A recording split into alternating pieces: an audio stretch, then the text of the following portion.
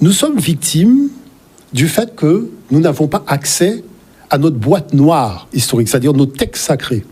Nous n'avons pas accès à nos écrits. En plus, c'est écrit en hiéroglyphes. Donc, il faut encore apprendre les hiéroglyphes pour pouvoir comprendre ce que nos ancêtres ont dit, eux qui ont été les premiers civilisés de l'histoire de l'humanité, parce qu'il ne faut pas oublier que l'Égypte, c'est la mère de toutes les civilisations. Et donc, c'est normal qu'elle a attiré vers elle donc le flux de tout ce qui souhaitait se sédentariser et qu'ils ont pris finalement comme modèle les traditions africaines. Regardez, imaginons que nous avons un débat sur cette question. Mais le débat est clos. On vous dit que Moïse a été formé dans toute la sagesse de Pharaon, non ? Où est l'école de sagesse sémitique ? Il n'y en avait pas. On vous dit que c'est quand même en Afrique qu'il a appris toute sa connaissance et qu'il est devenu puissant en parole et en acte, non ? Donc ça vous montre bien qu'il y avait ceux qui n'avaient rien, il y avait ceux qui avaient, c'est-à-dire le monde noir, et qui ont tout simplement ouvert leur école de savoir aux autres. Pythagore, Thalès, Platon, ils ont étudié où ? Pythagore a étudié pendant 22 ans en Afrique. La bibliothèque de la Grèce se trouvait à Alexandrie. Alexandrie, c'est en Afrique. Donc il faut bien comprendre que le contexte dans lequel on était à cette époque, c'est qu'il y a une civilisation qui est très avancée, qui est la civilisation africaine, et il y a des civilisations qui ont des années-lumière de retard. D'accord ? C'est toutes les autres civilisations.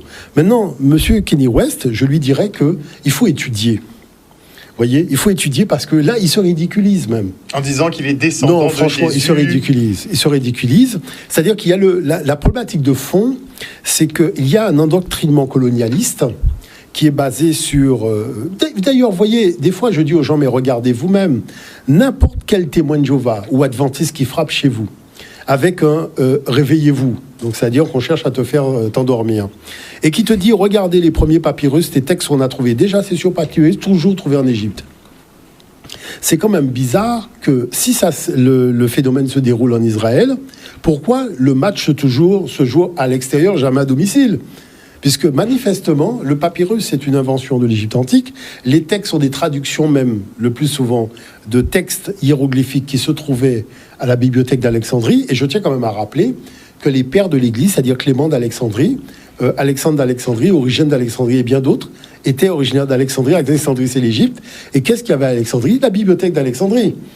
Donc à partir du moment où ils s'asseyent et qui copie les textes et qui donne à l'Europe une tradition qu'elle n'avait pas, parce que je tiens quand même à rappeler qu'il y a eu un seul Big Bang.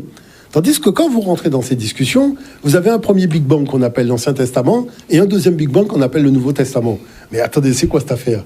On ne peut pas avoir un ancien et un nouveau Big Bang. Il y a un seul Big Bang qui a créé... En tout cas, en ce qui concerne le monde africain, il y a un seul Big Bang, d'accord, qui a créé donc le monde et qui est à la base de nos textes, jusque dans les confréries africaines, c'est-à-dire chez les Dogons, chez les Mbok et ailleurs.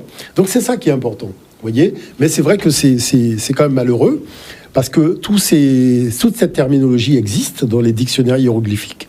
Les gens n'ont qu'à aller regarder les définitions qui sont données.